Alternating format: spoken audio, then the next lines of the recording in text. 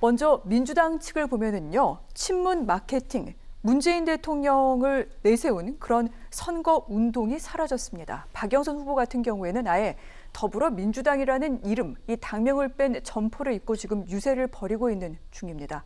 왜 그럴까요? 국민의힘을 보면은요, 보수라는 말이 지금 실종이 됐습니다. 보수 결집 이런 표현 쓰지 않고 있고요. 지금은 선거 전면에 20대 일반 청년을 내세우고 있는 중입니다. 그 이유가 무엇인지 하나하나 좀 짚어보도록 하겠습니다. 바로 1년 전 여당이 압승을 거뒀던 4.15 총선 때 생각해보면은 정말 달라져도 완전히 달라졌는데 민심이 어디에 있는지 아마 이 선거를 치르고 있는 여야 정당이 가장 지금 정확하게 파악하고 있겠죠. 그렇다면 이 현상을 어떻게 봐야 될지 교수님 먼저 의견을 주실까요? 네. 어제부로 민주당 지도부가 일제히 읍소 작전으로 돌아섰습니다. 네. 이른바 미워도 다시 한번 지지층에게 도와달라 이렇게 읍소를 하고 있는데요. 민주당 LH 사태로 인해서 성난 부동산 민심 그리고 공정에 대한 이슈 이것이 이른바 바람 선거로 지금 이제 여당에 불리하게 돌아가고 있습니다. 이제 그나마 소위 내곡동 의혹 거짓말 논란 이걸로 좀 반전의 모멘텀을 좀 찾나 싶었는데 또 악재가 이어지고 있죠. 네. 김상조, 박주민 이런 분들 여권 인사들의 이른바 부동산 논란이 또 터지고 있습니다. 이러다 보니까 이른바 여권에 대한 이 반감, 민심 이런 것들이 시간이 갈수록 나아지기는커녕 좀 악화 일로로 나가고 있는 거 아닌가. 백약이 무효다라고 하는 그런 생각이 들 정도로 네. 민심이 굉장히 싸늘하다. 이러다 보니까 민주당 지도부가 일제히 지도부부터 일반 젊은 의원들까지 다 머리 숙여서 지금 읍소하는 분위기로 돌아선 것 같습니다. 그렇군요. 지금 민심은 백약이 무효일 정도로 그렇게 정치권에서는 판단하고 있는 것 같다. 이 부분까지 말씀을 드렸는데 요즘 많이 나오는 얘기가 있습니다. 샤이 진보라는 단어인데 저희가 예전엔 샤이 보수라는 말을 했습니다. 보수이지만 자신이 보수를 지지한다는 얘기는 하고 있지 않다가 이제 투표를 할 때 그래서 이제 보수 쪽에 한 표를 던지는 그런 현상을 샤이 보수라고 했는데 이번에는 샤이 진보가 될 것이다. 이런 얘기 많이 나오고 더 나아가선 앵그리 진보가 어떤 그 변수가 되고 있다. 이런 언론 분석도 있습니다. 자, 이 같은 내용 어떻게 보고 계십니까? 참 재밌는 얘기인데요.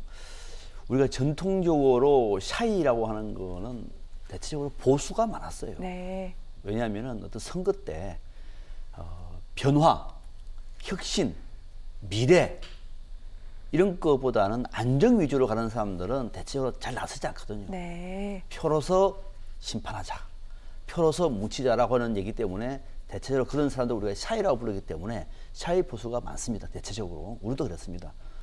근데 요즘에는 조금 상황이 달라지고 있어요. 이른바 샤이 진보 또는 샤이 중도까지 포함해서 이 사람들이 부끄러워요. 문재인 정부를 지지했던 것도 부끄럽고 민주당 얘기하는 것도 부끄럽고 찍겠다는 것은 더 부끄럽고 그러다 보니까 이 사람들이 이제 샤이가 된 거예요. 샤이 진보, 샤이 중도가 되어버렸습니다. 네. 앞서 박 교수님 얘기했던 것처럼 지금 민주당과 문재인 정부는 난타당하고 있습니다. 난타. 상식 바뀔 일들이 너무 많습니다. 겉으로는 정의, 공정, 평등을 얘기를 했지만 속으로는 자기들 입속을 챙기는데 급급했던 사람들이 이제 민낯이 드러나고 있습니다. 국민들은 투표가 아니라 돌을 던지고 싶은 심정일 겁니다. 할 말이 없는 대목이죠.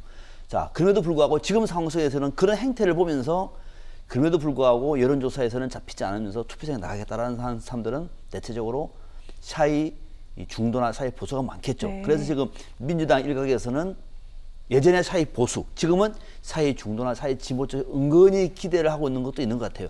그들이 문재인 정부에는 실패를 해서 지지는 하지 않겠지만 그렇다고 국민의힘을 지지하겠어? 어쩌면은 그분들이 대거 투표장에 넣을 수도 있을 것 같은데 샤이 중도, 샤이 진보가 투표장에 나오면 이길 수 있어 라고 하는 기대감을 갖고 있는 거예요. 네. 그래서 샤이 진보에 남들 기대를 거는 분위기인데 글쎄요. 며칠 남았습니다만 과연 이번 선거에 포기했던 상심한 샤이 중도나 샤이 진보가 대거 내일부터 시작되는 사전투표나 본투표에 넣을지 안 넣을지 넣을 수 있도록 견인해내는 것이 이제 민주당의 선거 전략이거든요. 그 결과는 조금 더 지켜볼 필요가 있습니다. 네, 그렇군요. 네. 큰 변수가 될 것인지에 대해서는 좀 애둘러서 의구심을 표한 것 같은데 한번 두고 보도록 하겠습니다. 자, 그런데 방금 말씀드린 대로 이제 본 선거일은 다음 주 수요일입니다만 사실 내일부터 선거는 시작이 되는 거죠. 바로 사전투표가 진행이 됩니다. 그렇다면 서울 시민들 투표에 대한 의향은 어떤지 여기에 대한 여론조사 하나 보고 가도록 하겠습니다. 재보궐선거 이 자체에 대해 투표하실 건지 그 의향이 있는지를 여쭤봤습니다. 그랬더니 반드시 투표한다 84%, 가능하면 한다 11.2%, 즉 투표하겠다는 응답은 95.2%로 나타났습니다. 이에 반해서 전혀 할 생각 없다, 별로 할 생각 없다 합쳐서 3.7%인데 95% 넘는 응답자가 투표할 것이다. 이렇게 높은 수치가 나온 부분 어떻게 봐야 할까요? 아울러 사전투표에 대해서도 여쭤봤습니다. 투표 언제 하실 건지를 여쭤봤더니 사전투표 때 할 것이다 42.4%, 본 선거날에 하겠다 53.5%, 아직 잘 모르겠다 4.1%로 나타났습니다. 사전투표와 본 선거일 투표가 4대 5 정도로 거의 엇비슷하게 나타난 것을 알 수가 있습니다. 이 같은 조사는요. 뉴시스에서 의뢰해서 리얼미터가 실시했습니다. 지난달 30일과 31일에 실시를 했고요. 표본 오차는 95% 신뢰 수준의 플러스 마이너스 3.5%포인트입니다. 자세한 내용은 중앙선거 여론조사 심의위원회 홈페이지를 보시면 됩니다. 네, 오늘부터 여론조사 공표가 금지됐는데 어제까지 실시된 여론조사는 저희가 날짜를 정확하게 말씀드려서 알려드리면 됩니다. 앞으로 날짜 계속해서 정확하게 전해드리겠습니다. 자, 사전투표 앞서 저희가 말씀을 드렸죠. 이 보수 진영에서는 사실 그 전 선거의 사전투표 믿을 수가 없다라는 목소리도 있었습니다만 이번엔 양상이 다릅니다. 오세훈 후보 같은 경우 지난해 총선에 출마했다가 낙선했죠. 그래서인가요? 총선이 끝나고 난 뒤 인터뷰에서 사전투표제도 반드시 손봐야 된다. 없애기 힘들면 최소화해야 된다. 이렇게 얘기를 했었는데 이번에는 적극적으로 독려하고 있습니다. 이것은 어떤 뜻으로 읽어야 될까요? 오세훈 후보의 경솔함이 그대로 묻어나고 있는 대목이죠. 아이고, 네. 1년 전에 국민의힘에서 사전투표 문제를 하더라도 그게 무슨 제도의 문제냐, 우리 문제다 이렇게 말했어야죠. 제도의 문제가 아닙니다. 우리가 못해서 그런 겁니다. 네. 사전투표 많이 하세요 했다고 얘기하면 좀 참신할 거예요. 오세훈답다. 옛날에 오세훈답다 할 텐데 1년 전에는 당에서 이른바 사전투표 조작설, 선거투표 조작설에 기대가지고 같이 행동하다가 발언하다가 이제 조금 앞서니까 지금은 또 다른 말 하는 모습은 사실 오세훈 후보답지 않는 모습이거든요. 그러나 지금은 이제 오세훈 후보는 상황이 달라진 게 만약 이 상황에서 또다시 지난해와 같이 사전투표 조작설이나 음모설을 낸다고 얘기하면은 사전투표 하겠다는 사람들을 사실 어떻게 보면은 무시하는 겁니다.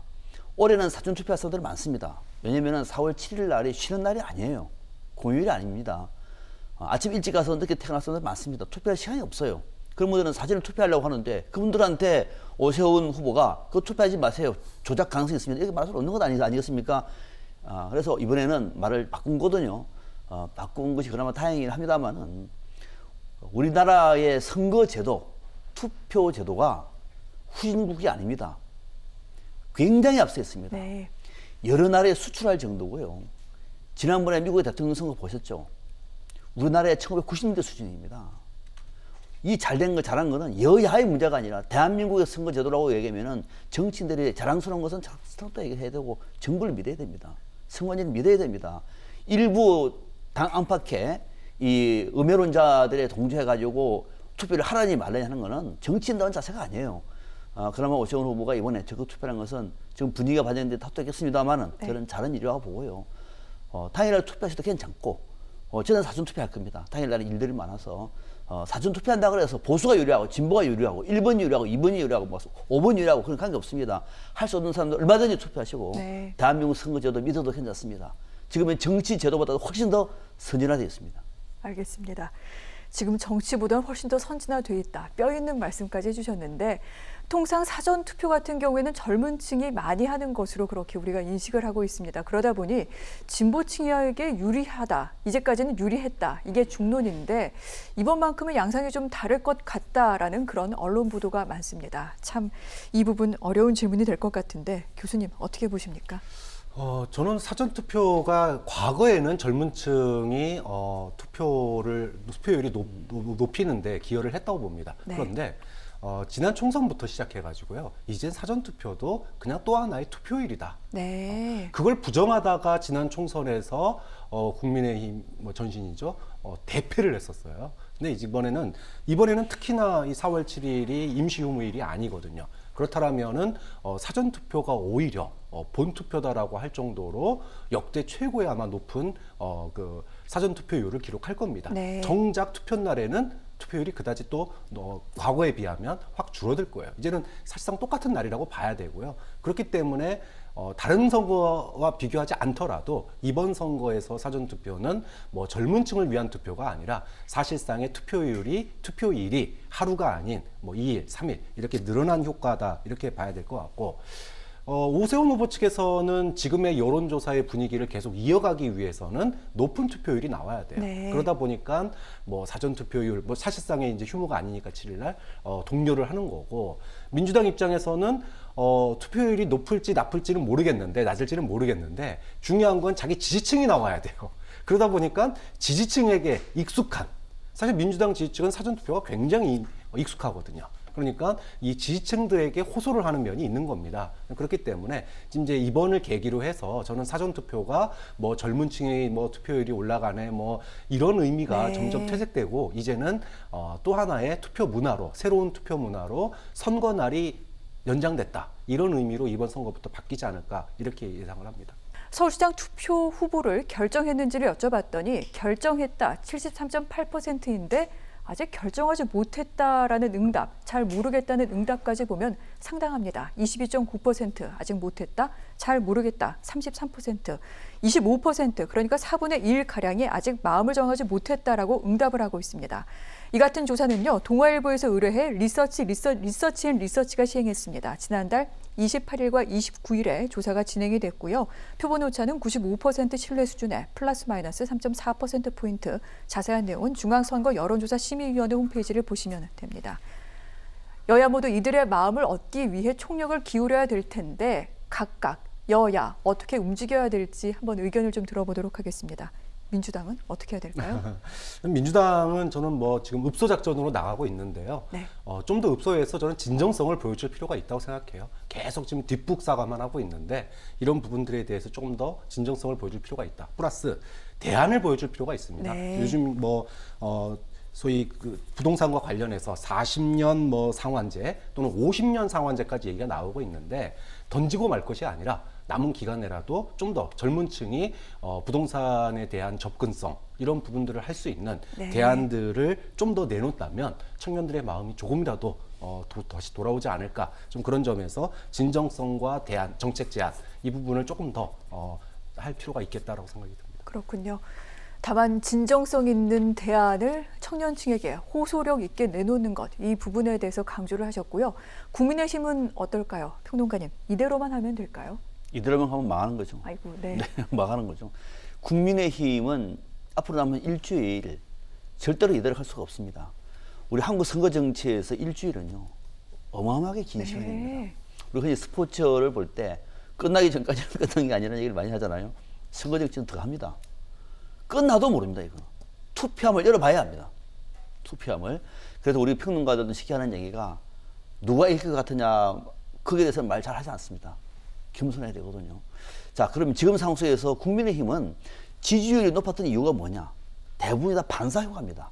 문재인 정부의 자충수예요. 대부분이다. 알아서 자충수가 나옵니다. 알아서.